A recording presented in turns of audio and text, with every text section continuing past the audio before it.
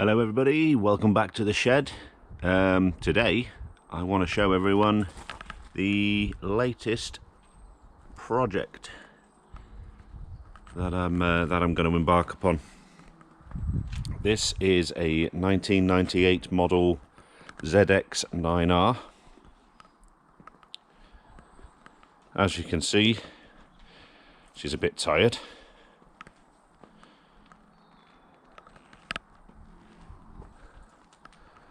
She's had a hard life, but that's a perfect basis for a project.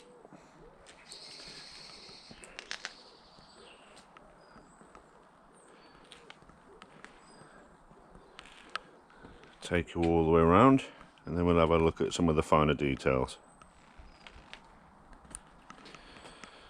Okay, I picked this up from a guy who clearly didn't love it. He used to use it to go to and from work, but I didn't pay a great deal of money for it. I got it pretty cheaply, which I'm quite pleased about. Okay, standout things that it's definitely going to need. Obviously the fairings. I'm not even sure what that all is. Some sort of carbon fibre effect covering, which probably covers loads of cracks or damage. So it's most likely going to need a fairing set. That belly pan panel definitely doesn't look genuine. There's a crack there which has been repaired with some sort of tape. As you can see, you know, it's been down the road a couple of times. It's definitely seen the wrong side of the road. As you can see, it's got no brakes on it. Now the reason for that is because I parked it up in the back on the patio and put a cover over it, and the wife got slightly upset by the pool of brake fluid that appeared on the patio, so I had to take them off, and they're currently sat in my workshop in a drip tray. I haven't done anything with them. Obviously there's some nice cobwebs there. Now that, I don't know if you can make that out. Looks like a good combination of coolant and oil, so I'm guessing the head gasket's gone squiffy. Definitely needs a new chain of sprockets. That's a given. That's definitely toast. Nice and orange all over. You can see the paint's peeled off. Dent in the side of the tank. There's a little. You can make it out. There's a dent there. I can repair that. I can fix that. I'm actually thinking a black powder coat on the frame might be quite nice. You know, like a matte finish powder coat all over. Let me know what you guys think. If you think it'd be better off remaining standard colours, then you know I'm open to suggestions. The seat unit actually looks pretty good. There doesn't seem to be any real major damage, certainly not on this side anyway. There's scratches in the paint obviously, but yeah, there's no. That seat unit looks in pretty good fettle, to be honest. I think I can work with that. You know, things like that are easy to repair. Looks like he had a thing about this weird like guttering stuff, so that's going. The exhaust, there's a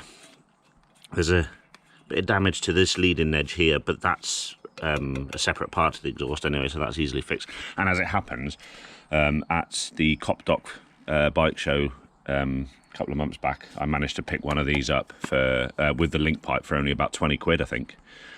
So I'm set for exhaust system, so we don't need to worry about that bit. Disc, there's a bit of a lip in the disc, so that's probably seen better days as well, so I'll replace that too.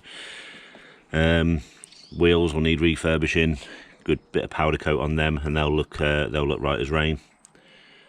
Tyre actually looks pretty good. It doesn't look too bad at all, but it depending upon how long this project takes will determine upon whether I need to replace the tyre, because obviously they're only any good for a couple of years, and then they go a bit. The rubber goes a bit crap.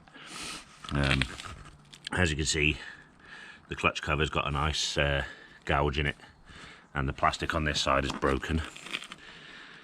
Plastic on this side is broken.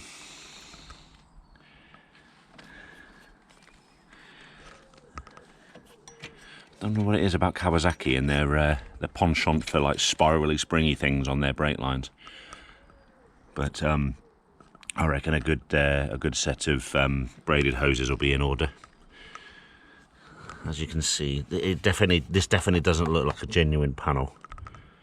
The plastic feels different for a start. I don't know if it is or not, and unless anybody knows differently. And again, we've got more of this carbon fibre stuff. Got a nice little bit of plastic stitching in there. Obviously, there's going to be a bit of plastic welding involved with this. The mirrors have seen better days as well. As I said, the brake lever's been removed. I took both calipers, the line, the master cylinder, and the lever, everything. It's all come off in one piece. There's been some evidence of accident damage to the headlight here, so we might have to do something with that. And to be honest, somehow the inside of the headlight actually looks to have I don't know. There's a dead spider in there. Dead spider in there, and what looks like some dust. I don't even know what that is. So again, need to look at that. These horrible carbon effect mini indicators, which are getting junked because they're horrid, and not to mention the fact that it's broken anyway. There's been some paint here as well, because you can see a paint line. That there is a raised paint line, so it's had some paint again at some point, and to a fairly poor standard, to be fair.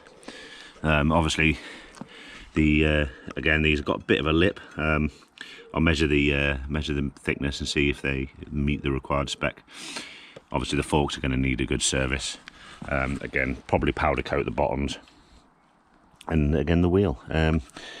But this is going to be a complete nut and bolt resto. I've never had a Kawasaki. I don't think I have. I don't recall ever owning a Kawasaki at any point, so this is quite nice. In fact, I've got one from each brand now. I've got Suzuki, a Yamaha, a Honda, and a Kawasaki. So all the 4 big Jap manufacturers. But this will be a lovely project, and my intent is to make this an absolutely beautiful motorcycle, just to keep.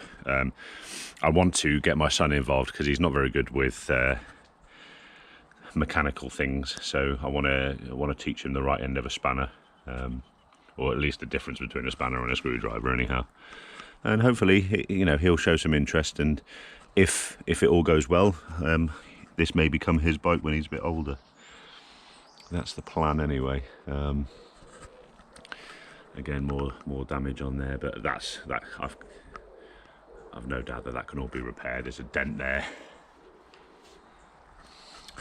Literally all I've done since I picked it up, I fitted some paddock stand bobbins just to keep it upright and off the stand. I'm not convinced by this stand. It seems to be really, really short, and when the bike is on it, it seems to lean over a hell of a lot further than I would expect it to. Certainly more than my other bikes do when they're on the side stand. I don't know if anybody's able to tell me whether that is actually a ZX9R stand, or whether it's been pilfered from something else and made to fit or adapted or whatever, or whether they do genuinely lean over quite far when they're on the stand. Again, as I said, I've got nothing to compare it to because I've never owned one of these. A friend of mine had a ZX6R in the same shape quite some time ago. Whether he would be able to enlighten me, if you see this video, Dave, then please let me know. Obviously, the headstock bearings are going to be shot away, I should imagine. I very much doubt that they've ever been looked at. Rear wheel bearings, sprocket carrier bearings, front wheel bearings, all of this is going to go. Crankshaft, shell bearings, they're all going to be replaced. Big end bearings, the lot. What we'll do, we'll pull the engine apart, we'll measure the bore, make sure it's in within spec, see if it's been ovalled. And we'll put it back together again, and hopefully it'll be a good project. and something that you guys can follow along. Anyhow, that is the ZX9R. I've already got a good name for the project, but I'll reveal that when I film the next episode. I'm not sure when I'm going to get onto it. I've got quite a few things on at the minute, but as soon as I get on it, you guys will get a notification. So like and subscribe for notifications of when the project starts, and I will catch you guys later. Take it easy.